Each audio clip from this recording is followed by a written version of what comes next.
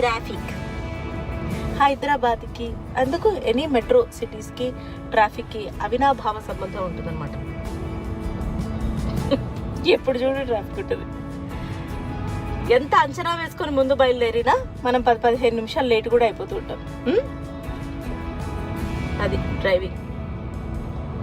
But then ఒకప్పుడు కొత్తల్లో car కొన్న కొత్తల్లో డ్రైవింగ్ చేస్తున్నప్పుడు ఎవరైనా సడన్గా వచ్చినా, పిచ్చి పిచ్చిగా సిగ్నల్ జంప్ చేస్తూ నడిపించినా, ఇంకొకటైనా విపరీతం కోపం వచ్చేది.